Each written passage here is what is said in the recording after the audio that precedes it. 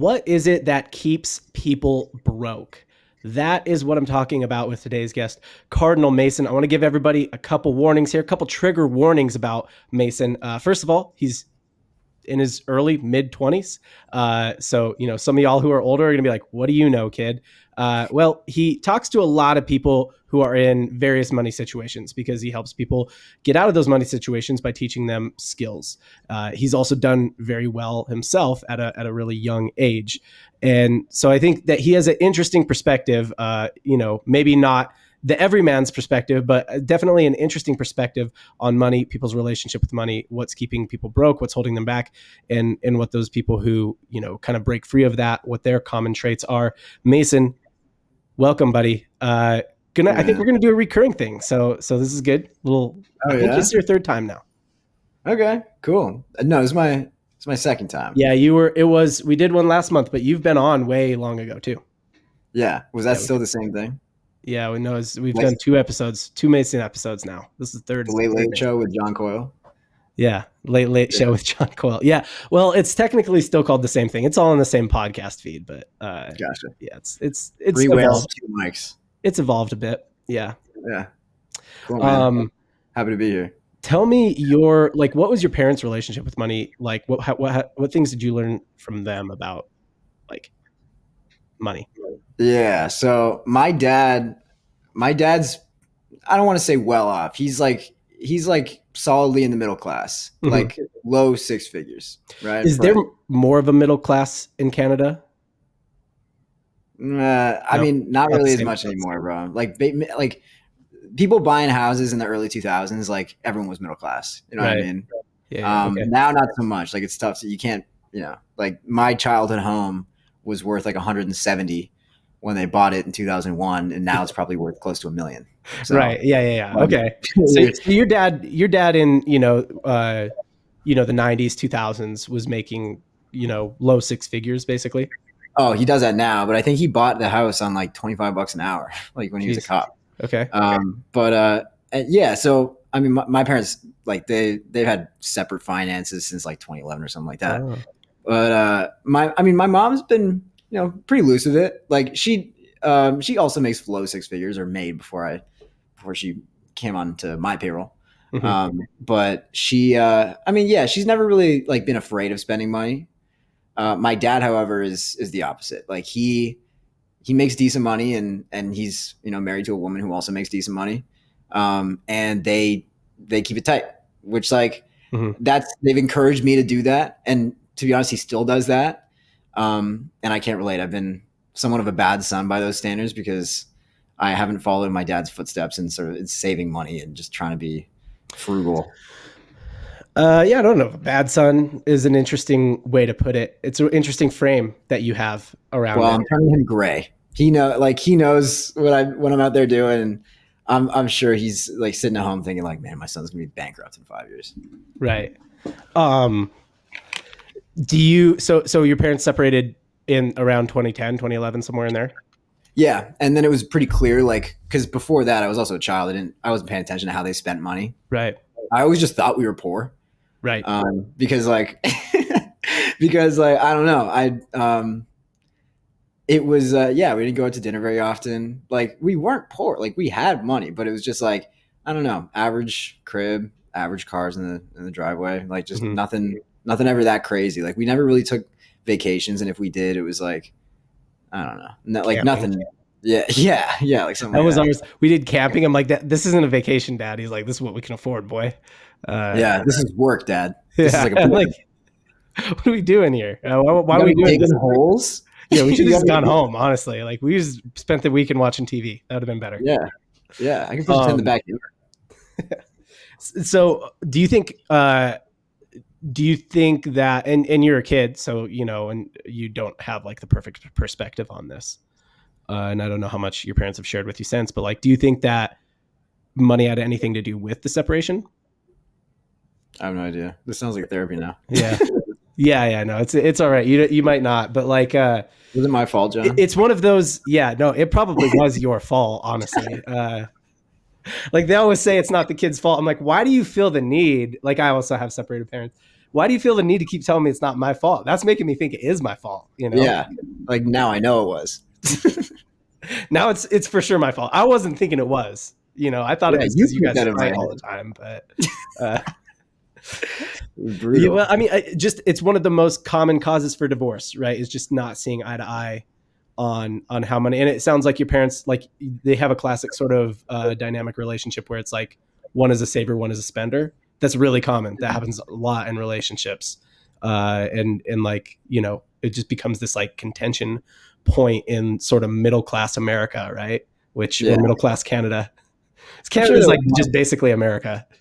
it's basically Iowa. All of Like, Canada is or Iowa. like, yeah, like Michigan. You think Michigan's actually the largest state because it's just all of Canada. Like that's where we are. Yeah. But I mean, no, I doubt that. I don't think that was like the main reason, but that's one pattern I've noticed where it's just like, and that I have taken a lot more from my mom's personality than I have from my dad. Yeah. Like I have her sense of humor. I have her like, I don't know, her traits, I think. I'm really my own mother. Yeah. And yeah, I don't know. Like, and she's always been more for like spending on experiences. Yeah. And like, I'll give you an example. My dad and his wife came down to visit me in Florida recently, like end of November, Mm-hmm. and that was like, I mean, that was in the middle of when, I mean, it's still going well, but that was like, you know, a few months into me doing like really well, like where things started to really pick up and like you know, things were getting serious. And I offered to, you know, I told them I'd take them out for dinner or whatever. They were staying in Fort Lauderdale. I asked them where they were staying. It was like an airport hotel. My dad takes one vacation a year. I'm like, Dad, there's so many nice hotels. You have the money. Like, why are you staying in an airport hotel? Like, this is like, it's like $75 a night. Like, what are you doing?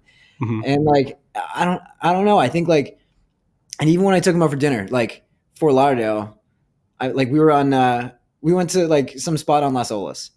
I don't know if you've ever been down there, but it's like, I that's haven't like been the to main, Florida, but you can. A lot of people have, so you can keep describing yeah. it. Yeah, so that's the main drag, dude. We went to Fleming's. Like Fleming's is like it's a 6 out of 10 steakhouse. I mean, food's pretty good, but like Yeah. in terms of what kind of money you can spend on dinner in South Florida, like nothing. Like I think the bill for all three of us was like under $200. Mm-hmm. Like I got a glass of wine, my dad got a beer, like, and you know, like it was nothing. And they were acting like I just, you know, had to like remortgage my home. like they were like. And like maybe I'm just like so used to spending like 500 plus on dinners like with more than 3 people that like I'm numb to it. Maybe what happens in Miami is not normal. Yeah. But I think that's sort of like the price you pay to like have that kind of lifestyle. And dude, I enjoy it. I'm at least at this point in my life now, I'm happy to spend money on stuff like that you know makes sense and adds joy to my life. Yeah. No, I mean, I think it all depends on whatever brings you joy. I had an experience once where I was at like this conference in San Diego, and we went to like kind of their downtown district, and we were looking for food. It's like a Friday night, so everything's busy. So we just kind of like poke our heads in this place and ask if they have seating, and they did. And it was a higher end place. And I got the bill. And at this point, I think I was still working. You know, I was early in my career. I was working for someone else, and I didn't have my own company or anything like that. I think I was making 50, 60K a year or something like that. And I didn't have any kids though, right? So it was 50K a year. It's just you and your wife. That's not too bad. Yeah. And it was also a different time where you could live on less.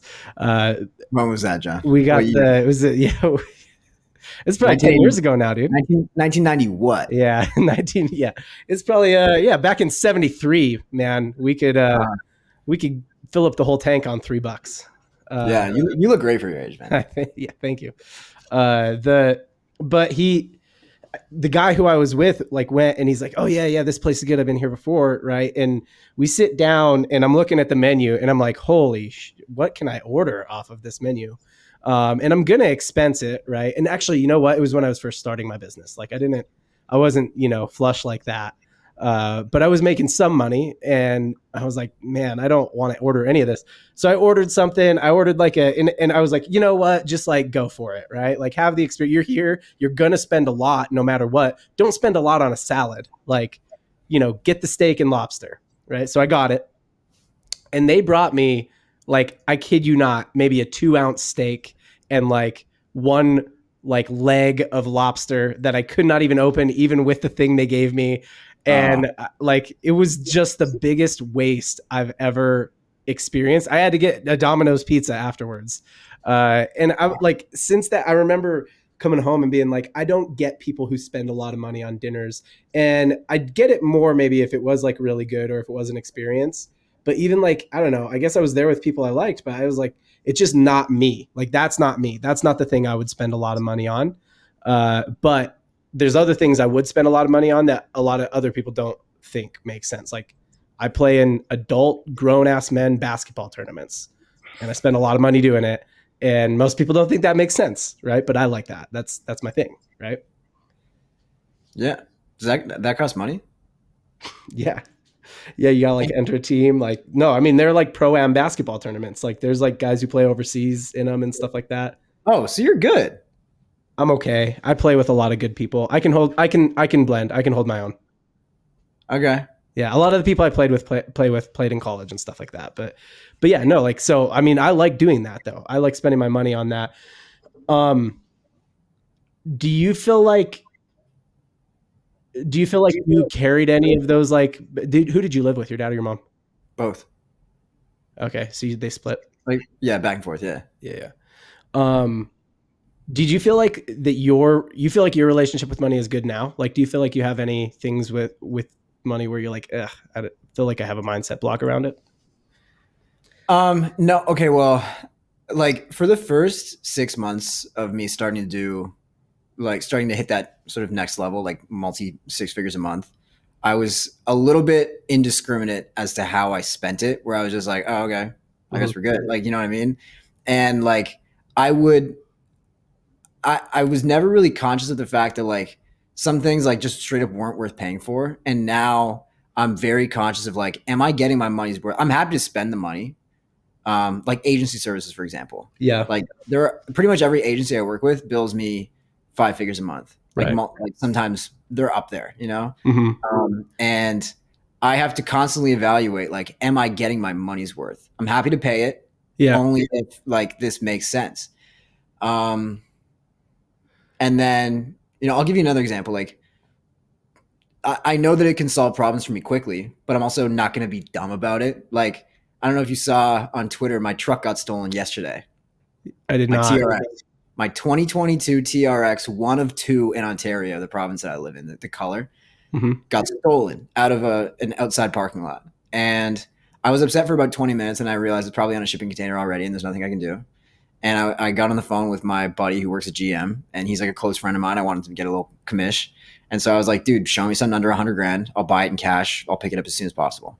Hmm. And he showed me this like GMC Sierra, not a crazy truck, not super fast. Hmm. It's just a nice grown man vehicle, and it's gonna get me around while I'm in Canada, get me through the snow if need be. And it's new, it's comfy, it's chill. You know what I mean? Yeah. It's not a race car, but it's just like I'll do that. Where it's like I can afford to buy that in cash because Yeah. it's quick, and I like stuff like that where I can sort of make things more convenient for myself. You can use money to shortcut your, like just convenience, right? Yeah. I think I've heard stories of people who are like, yeah, I'm a person who cuts hair comes to my house. I probably have a personal shopper, like somebody buys all my clothes for me, like just different stuff like that. Where like I just pay for tons and tons of convenience. Where we pay people to like clean, right? Like my wife takes care of 3 kids. I work. Like we're not gonna like deep clean the house every week. That's just not gonna happen. But we want it clean, so so we pay people to do that, right? We pay somebody. I have 3 dogs. Pay somebody to pick up the poop. I'm not picking up the poop. I don't want to do it. She's not picking up the poop. She got 3 kids. The poop has to be picked up 3 times a week, right? Like, so yeah. I mean, I think you pay for you get to levels where you pay for certain conveniences. I wonder, like, as you get into conversations with people. So we're gonna play some clips of yours. And this is where I'm going to, I put a trigger warning at the beginning of this video. This is where, when you're on this podcast, you sound very reasonable. I doubt anybody could like dislike you for many of the things you're saying. But if anybody follows your content on Instagram or on TikTok or even on YouTube, I guess on YouTube, you're a little longer form. You definitely get a little bit controversial. So we're going to play some clips because I want to get into conversations that you have with people and what you find are like the biggest blocks or biggest things holding people back and keeping them poor. So I want to start with, you wanted to start with this one, right? What are you talking about? It's like $1 million a year. And I was like, yeah, I know it's $1 million a year, but it's still not that much money because you don't understand the 4 phases of money. Me and my buddy have this mentor and he's super rich. He makes like $10 million a year. He's got a bunch of cool cars and a cool house. And he explained the 4 levels of money. And once you understand them, you're going to understand my point where 100K a month is not that much and you should strive for more. First one, I forgot to cover it up the whole time because I'm an idiot, is scarcity. Scarcity obviously means that you have jack shit and you can't spend any money because you have none. This is where you're making less than 5K a month and you need the cheapest version of everything. Like you have a cheap apartment, cheap car, everything sucks. You're barely getting by. And if something happens to go wrong, like you blow a tire on the side of the road or something like that, you're fucked. Luckily though, it's easy to get out of this one because anyone can make fucking 5-6K a month online. Like seriously, it's not that hard. The next level is comfort. So comfort is when you're between like 5 and 15K a month. And depending on where you are in the world, like you can pretty much get whatever you need with that. Like all your needs are met. Decent house, decent car.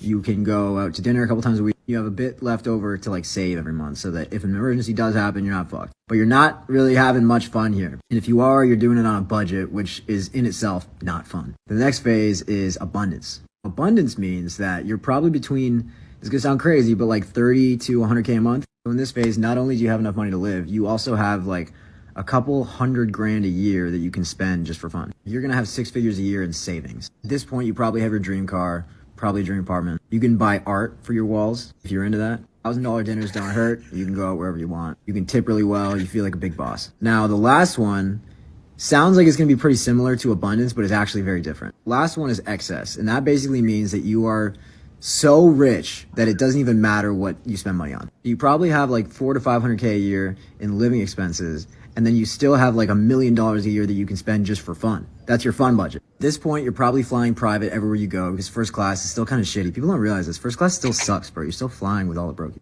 You're buying designer, and by designer, I don't mean like tacky Gucci shirts. I mean like gallery department hoodies and stuff like that. You're sending money to your family where it's like you'll just like send people you love 5-10 grand just for fun. Never look at price tags.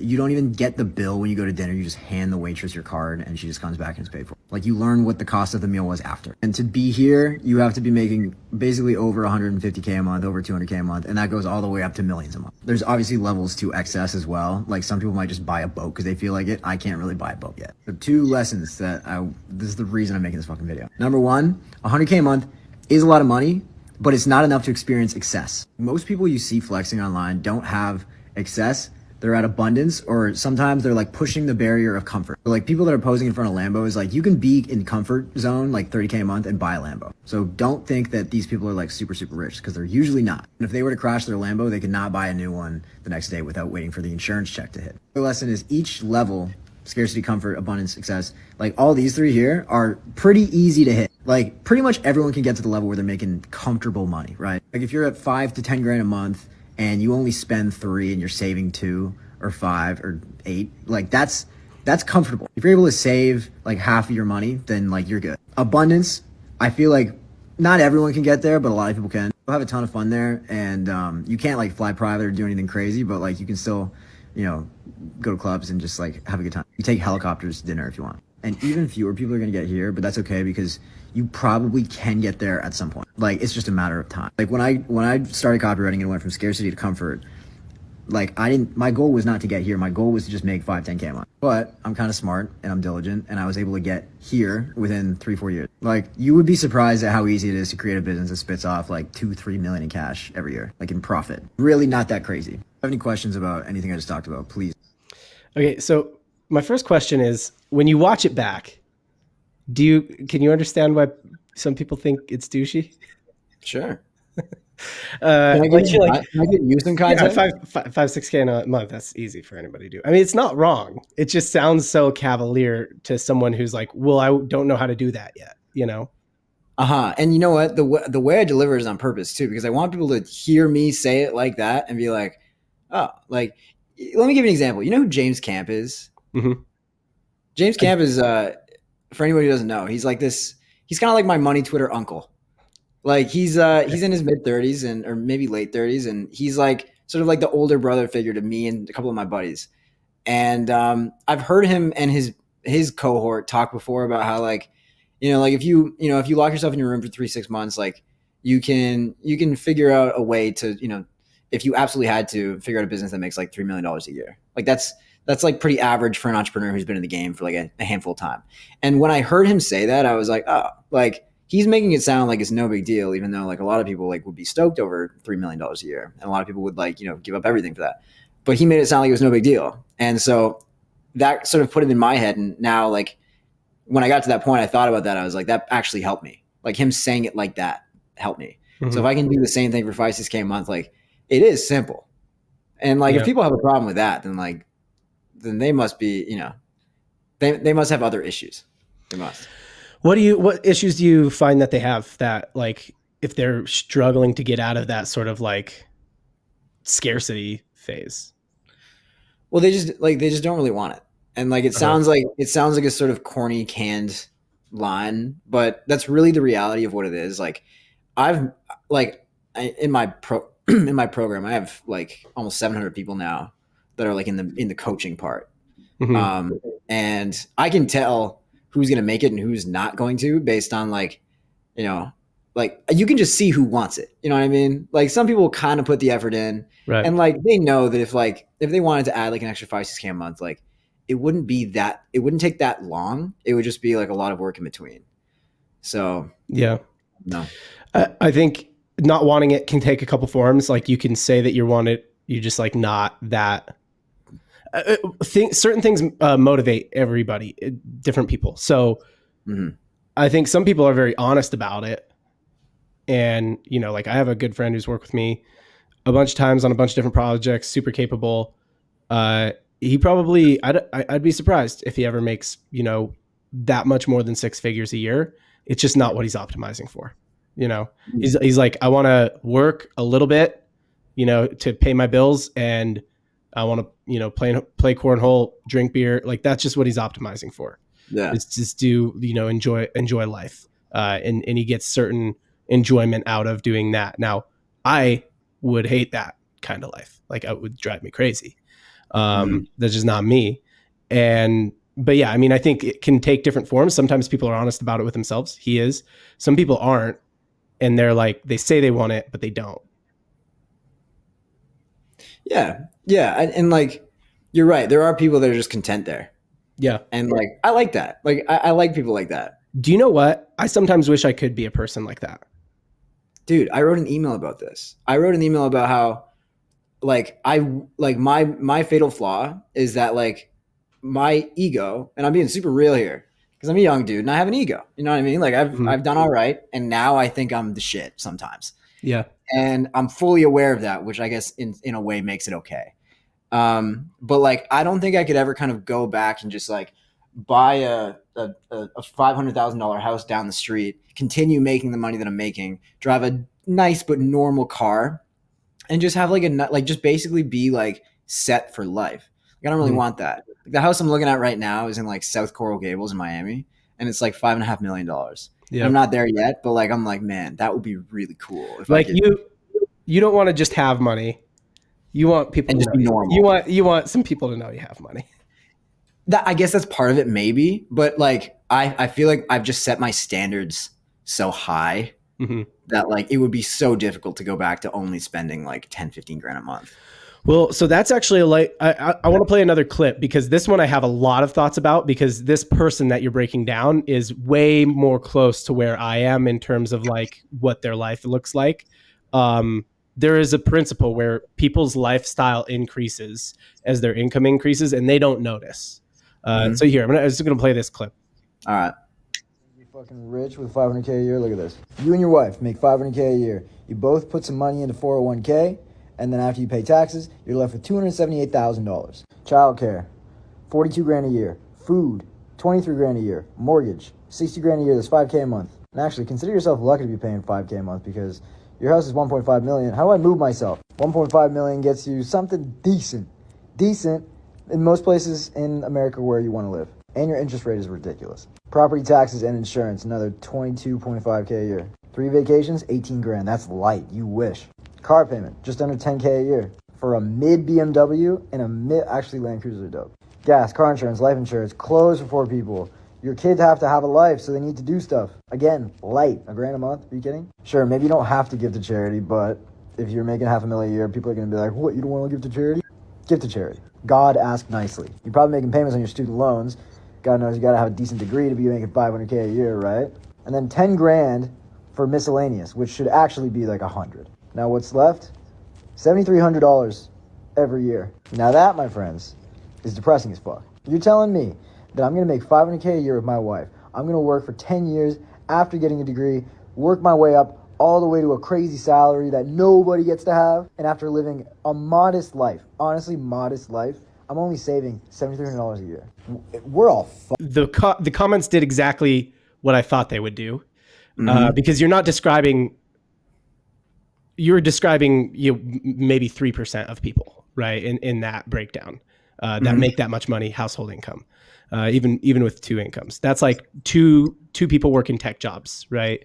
Yeah. In San Francisco. Which the other thing about that is if they're both W-2 tech employees, they're getting screwed as hard as they possibly can on taxes. Like they could not get any more screwed on taxes. In California too. In California, in San Francisco, I'm stereotyping them now, but like California, San Francisco, both W-2 employees, not business owners, they could not be paying more in taxes. So, in both high income, so high household income. So, the comments did exactly what I thought they would do, because I actually related that post. I'm not at that level, but my wife doesn't work. We don't have childcare. There's some things that are different there. I also live in a more like rural area where the mortgages are much less for a pretty nice house.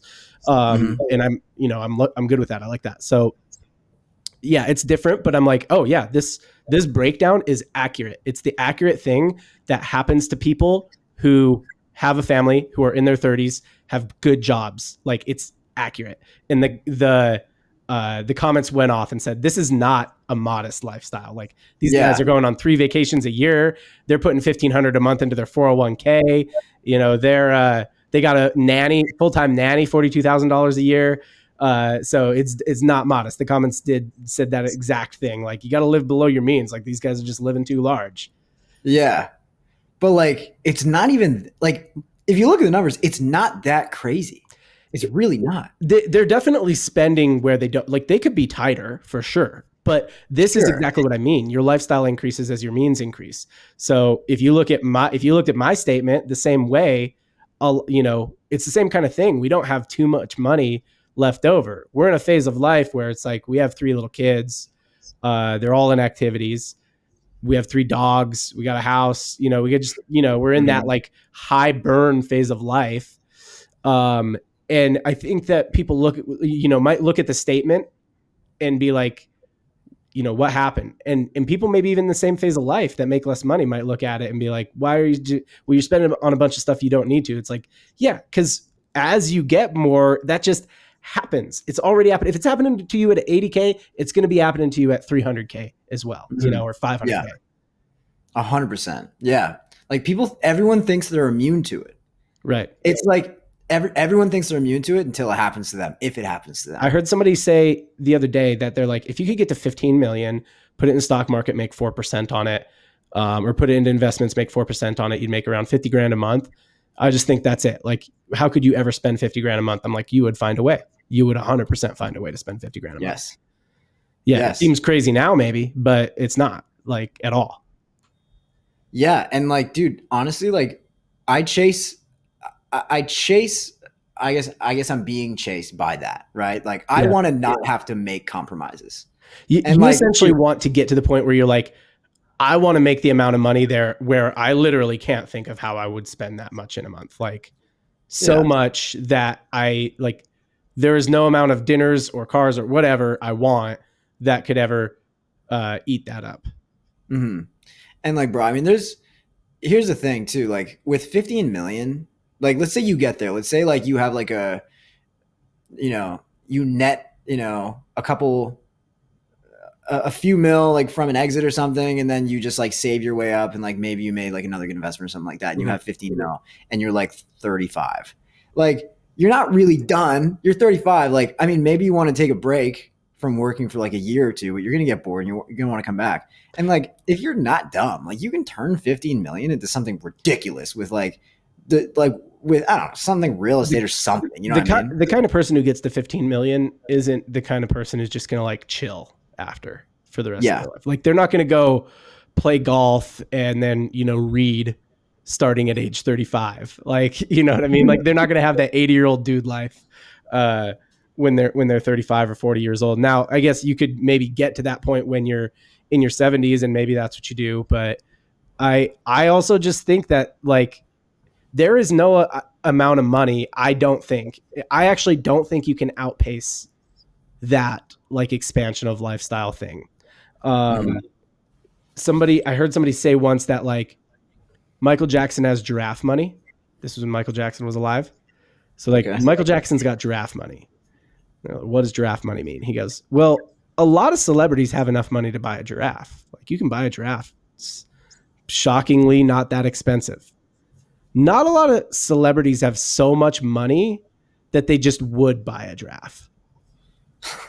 Michael Jackson has giraffe money, where it's like, I don't know, it's the same as buying a gallon of milk to him. Like it's all meaningless. Whatever I want, I can just buy it. If I want a giraffe on a whim, I can get a giraffe. Right. The trainer gets sanctuary for it, get everything.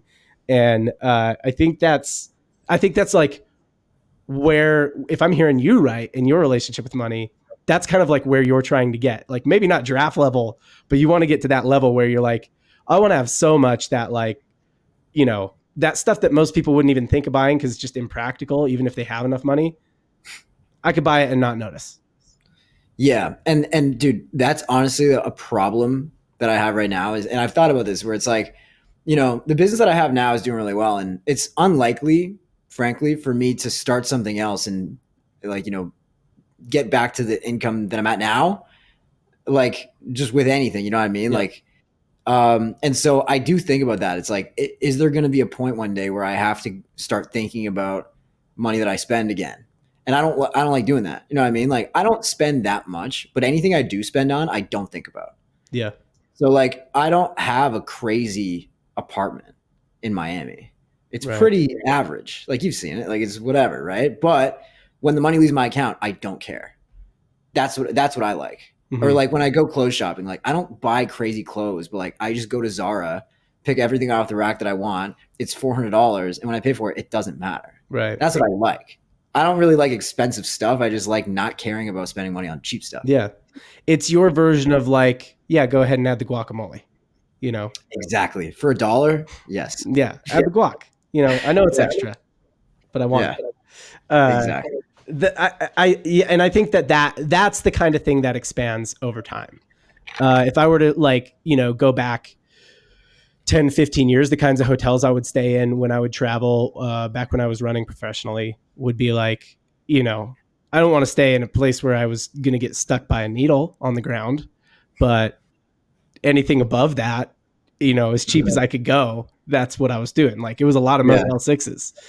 Now I'm like, if the door opens to the outside, I'm out. Right. And that's a little thing. That's a little thing. But like, you know, I'm still, it could go even further than that. Like I don't stay in like luxury hotels, but like even a lot of hotels that are, you know, nice 3-4 star hotels, I'm like, I don't know, they're not great. You know, if I can't get on Netflix and like get into my Prime account and stuff, like why am I even staying here? So but all of that expands, right? Like you get more means and pretty soon you're like, if it doesn't have a suite, why am I not staying here? And then pretty soon you're like, if it's not in the top floor, why am I not staying here? And it sounds ridiculous when I say it, but it just, that's what happens. That effect happens to every single person. You have to actively not do it. And I think what you're saying, if I were to say, you know, if you do have any problems with your relationship with money, I think that what you're saying is that you maybe never learn to manage your money and you don't want to have to. Exactly. I don't want to have to. Yeah. I do. I've had to do it. When I first moved out on my own, I was doing all right. It was between like poor. You had to do like the poor person managing money. Well, no, like because I lived at home until I was making like 10, 12 grand a month. Oh, okay. And that was when I was still working with you. And so like, but I remember thinking like, even then, like, because I wasn't saving that much money. My rent when I first moved out was like, it was just under $1,500 a month. And I was thinking like, how do regular people afford rent? Like I didn't want to spend more than $1,500 a month. I was like, what? Yeah. On 10 grand a month that I was already taking home. Yeah. And like, and I remember I had to like go through and be like, what do I spend money on? Groceries, like what does this cost? Like like all that stuff. Yeah, like make a budget. You don't want to do that. Yeah, and then luckily, like, because I was such a new freelancer, I had those newbie gains, so like my income was able to grow. Yeah. And that's also a thing that I think is. Give me your take on this, John, because I think this is something that like business owners experience, you know, differently from everybody else. Where it's like when you have a W-2, right? You get a job offer. You're going to make 70K a year in your first year for at least 12 months. You're probably not going to get a raise. Mm-hmm. And then in year 2, if you don't get promoted, you're probably going to make like 79. Like it's not a huge difference. Like it's an extra, like after tax, another $200 a month. And then you go up to like, but with us, it's different, right? So like you can have months where like you're at 5K a month, and then you go to 7K, and then you go to 12K because you just signed 3 new clients, and then you go to 15K, and then maybe you go back to 12, and then you're up to 20. Like it changes and it goes up gradually every single month because you just keep signing on new people, and your income is always growing.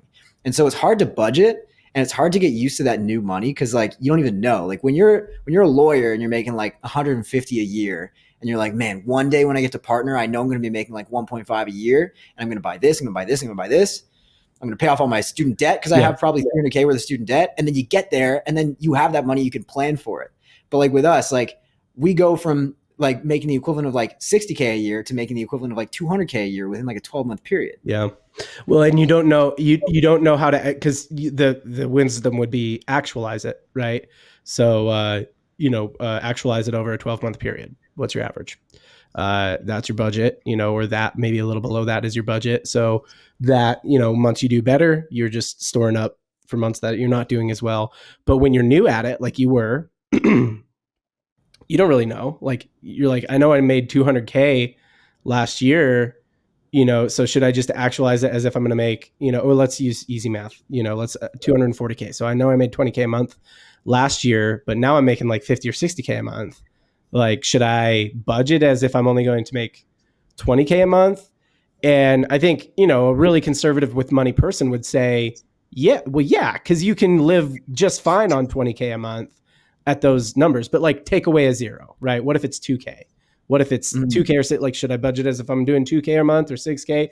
Like the same principle applies, right? Is, how do I make the budget? And I've also heard some people say like, you got to spend up, right? Like you actually have to, I'm interested in your take on this. I heard somebody once say like they had a month, their business now does over 9 figures, 100 million, something like that.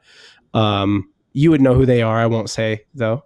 And the founder, she said like they had like a really big month at the time. So, and they would like flew private to Vegas, stayed in like, presidential suite at the Bellagio, brought a bunch of friends out, like did this whole thing. And a friend of ours, Nick Shackelford, said like, yeah, that's awesome. Balling, you're rolling. She's like, you got to spend that money. You got to spend that money to make yourself scared. So you have to make more. I'm interested in your take on that. Okay, so that's interesting, and I hear that a lot. That's like a big sort of like you hear that a lot with. It's I hate it personally, but yeah, I'm here because you would have the opposite viewpoint of me on this. I think I would not. I actually don't like that. Okay. I'm like, dude, my thing with money has always been valuing security. Like I've always like my whole goal from the beginning was just to have enough in the bank where it's like I'm good. You know what I mean? And for me, that number was like 500K, where it's like.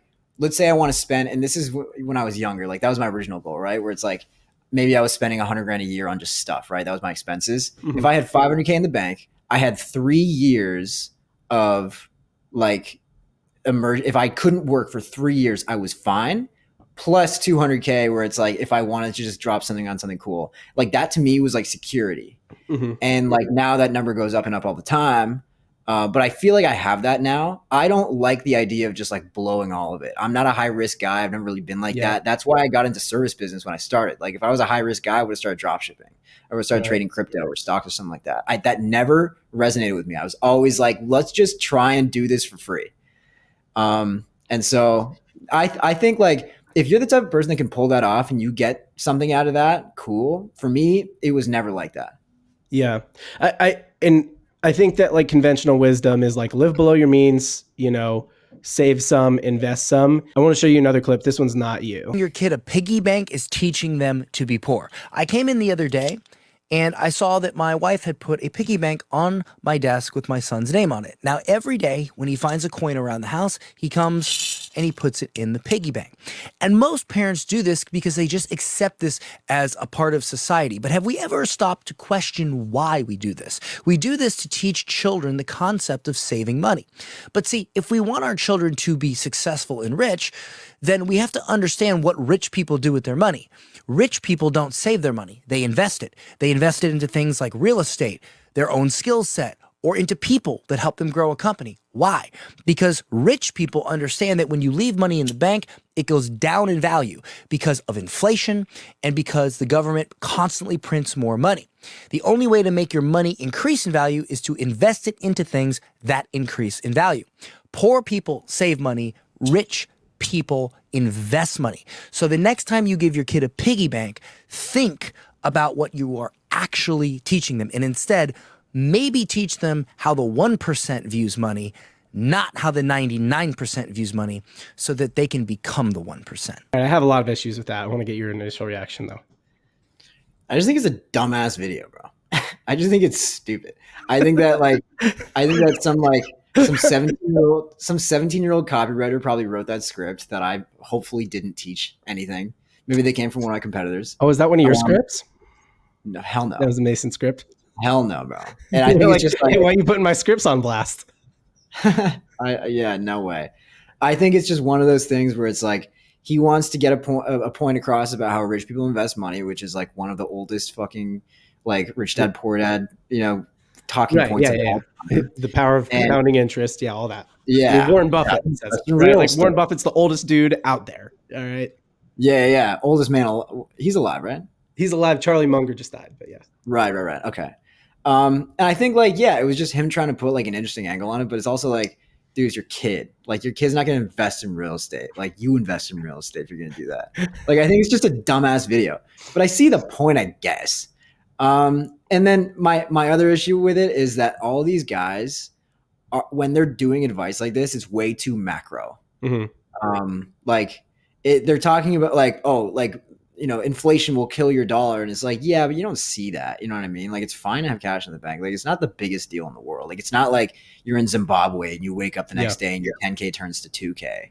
It's not like that. Yeah. And they also fail if you put it into the crypto market for sure, Right. Well, yeah. Because that happens to investments. And people also and this is another video that I've made that I don't know if you have in your bookcase over there, but yeah, people always forget to talk about the fact that rich people have to have money to invest first. Like they're already rich and then they invest it before they just, you know what I mean? Like you forget to talk about that part. That's what I like to talk about. How to make money, not how to just put it somewhere and just somewhere where it'll make you. Pray it goes 10% every year. What do you think? Yeah, I think I'm probably not as anti-investing as you, but I think also part of that for me is understanding my relationship with money and how I'm going to treat it, how my family's going to treat it, and knowing that I'm going to pay my future self first. So, before I pay myself and before I put it in our bank account, that's our joint bank account or whatever, I'm going to put it in my 401k or my Roth IRA or my real estate investments or whatever it is, right? Like whatever you invest in, or like a fund, right? Like I might have a fund where that's like a self-development fund where I can buy courses or go to events or whatever. It's only because I understand that once it hits a certain account, we're going to use it.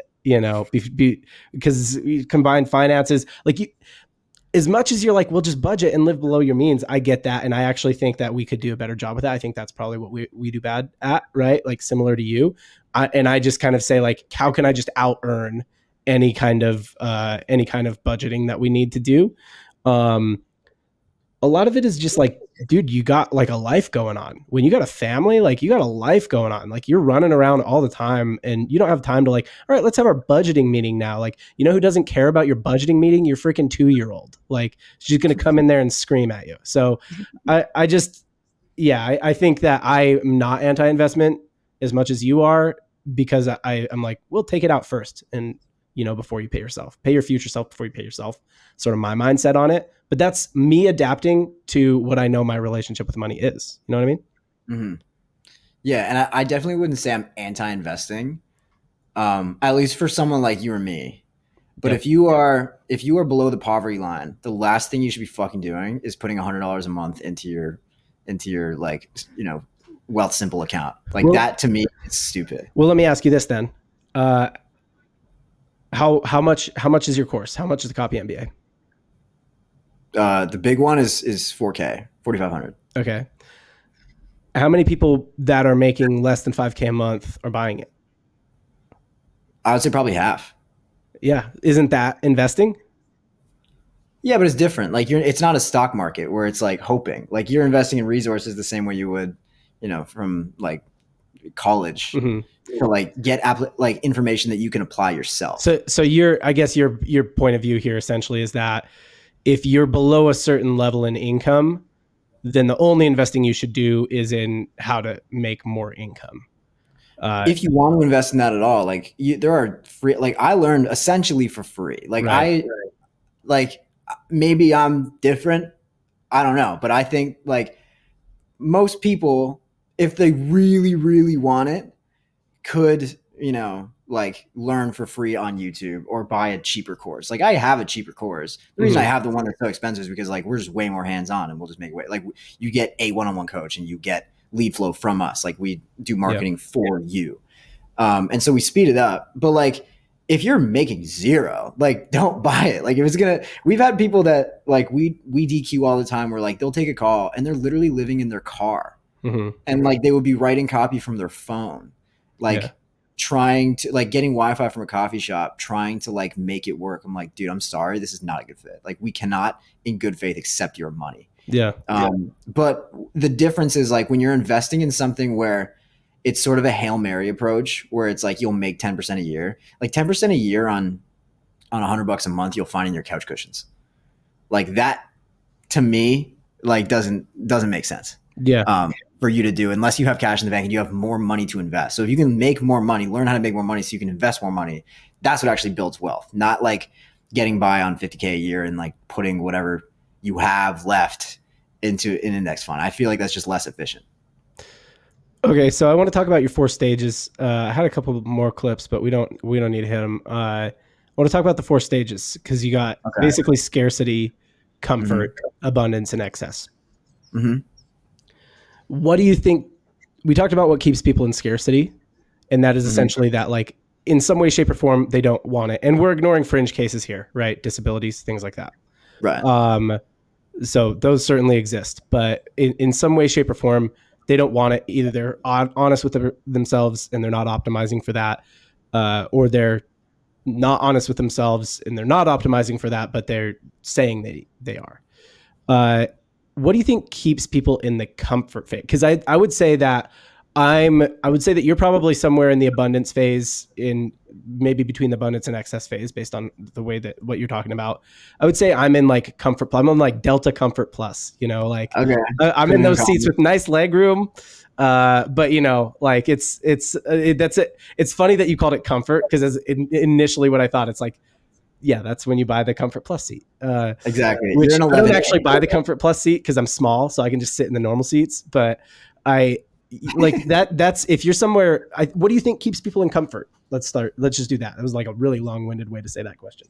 Yeah. Let me just say, first of all, that this is not my original idea. I mentioned this in the video. I didn't name him though. Jeremy Haynes. You know who that is? I do not. Big agency owner, agency plus info guy. He's the guy behind Dan. What's his name now? Bilzerian? No. Oh man, I'm forget. He worked with Ty Lopez, all those old school guys. Who's the old Asian guy that used to do copywriting and now teaches sales? Dan something. Yeah, I can't remember. Yeah, I have a picture in my head, but I don't know. Yeah, but he's old school guy. He's been around for a while, and he crushes. Like he's personally like making he's making 8 figures a year personally. And he explained this. So comfort, what keeps you there, I think it's probably your environment. So I think like what keeps you in scarcity is like just lack of knowledge and skills. I think what keeps you in Lack comfort of is like knowledge, your skills, or motivation. Probably motivation is the biggest one. That's got to be it too. But for comfort, particularly where it's like 10 to 30K a month, Mhm. there's a lot of people that live in places in the world where it's like you don't need more than even 15K a month. Like you have so much like you have everything you need. You have no desire to get past that. Like every reaching every new step requires like some level of desire. Like you have to want to get it.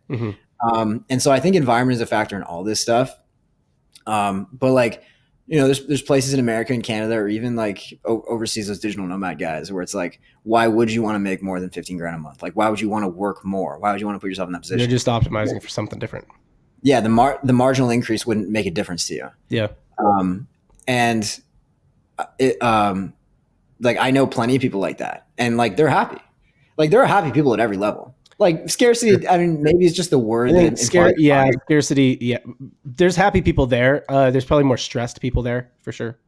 Mm-hmm. I think there's stressed people in comfort though too. I think a lot of Americans make 15K a month, household income, and are drowning in debt, and don't have at the end of the month don't have any extra, and are maybe even going more into debt. I think that happens a lot, and I don't know why. I don't know what it is that makes people stay there. I think there's some level of comparison, right? They live in a nice neighborhood, call it keeping up with the Joneses, but whatever community they're a part of, they want to hold a status in that community. So they spend on things they don't really need to spend on in order to do that. Yeah, I agree. And I don't really know exactly what that is, because I think that's sort of like an older person thing. My cohort, that's in your cohort, it's the digital nomads, probably. Oh, I'm talking about dumb stuff they spend on in my cohort. Is probably like, it's usually a car thing. It's cars. Like I know, like there are guys that make not that much money that have, like a couple supercars like in their garage, and it makes no sense. And by garage, I mean like public parking garage. Right. I don't mean they have a house. I mean they're renting somewhere, and they have a Cullinan and a Lambo. Yeah. That's a real person that I'm naming right now. Makes around probably less than you, and and yeah, just barely getting by, like just for the I don't know what it's for. Show off, I guess. I think when you look at it on a balance sheet, it doesn't make sense. And this is where you have to look at people's relationship with money and like what they're optimizing for, what they care about. Someone like that, he cares about whatever it is that those cars bring him. Somebody like me who, a lot of people think it's ridiculous I spend money on somebody to come pick up the poop 3 times a week, or that I spend money on somebody to deep clean, when we're not in excess. But I think that it's like, I'm not going to do it, and I don't want a poopy yard, so what are we going to do here? Or I want a clean house, right? Like, because people come over, or whether people come over, it's just my own comfort. It's exactly what you say. I think comfort keeps people in comfort. They're able to get by comfortably, but there's still some level of stress sometimes, or sometimes there isn't stress, right? But like comfort keeps people in comfort. That's when a lot of times the people who were motivated to get out of scarcity, they're driven by a different thing. They start optimizing for life enjoyment at that phase, right? Mm-hmm. And they don't get out of comfort. Yeah. Like, by the way, underrated. Yeah. I got one in Miami, and I got one here. Actually, they're coming in like an hour. I think laundry is a big, and you don't have kids, so you're like, why laundry? It's like one time a week. It's super quick, dude. Laundry is the bane of my existence, but we're just too like I feel like it's weird to ask somebody to wash your underwear. It just is. Even if that's their job, it's weird. You know what I'm saying? Yeah. I don't want somebody to wash my underwear. What's that? Mine seems to like it though. I don't know. Like she washes your laundry? Yeah, my underwear specifically, and I think she just enjoys that. Oh, yeah. I mean, by the way, probably. I would enjoy washing your underwear. You would? We should do a swap one time. Let's do like a life swap. Yeah. Then I could get my underwear washed by your maid. She'd be like, you switched up your style here. Yeah, it's how you whiteys. You went with pure man thongs. Weird.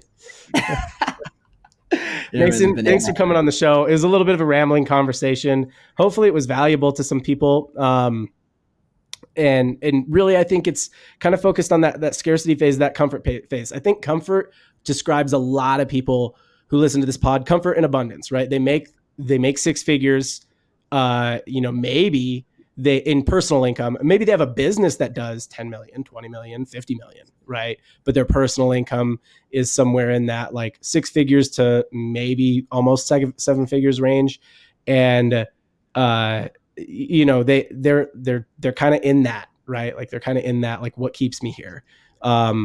A lot of times I think they're just optimizing for something else, like they're building a business that does 10 million. They only make 250K, right? They're prioritizing the thing that they're building, right? They're prioritizing building something really big or bringing more people in or something like that. And there's nothing wrong with that. Just a different purpose. If your purpose is to make money, then you probably make more money. Exactly. Yeah. Appreciate you coming on. Everybody can follow him. I think it's at Cardinal Mace most places, but it's like at Cardinal Mason on Twitter. I don't know. You're all over the place. You need to just buy one handle so you can just say it. No, I know. They won't give me at Cardinal Mason on Instagram. So it's at Cardinal Mace there. And then it's Mason everywhere else. But thanks for having me on, man. This is fun. This is a good time. Yep. And we'll see you next time, probably in like maybe a month, 6 weeks, something like that.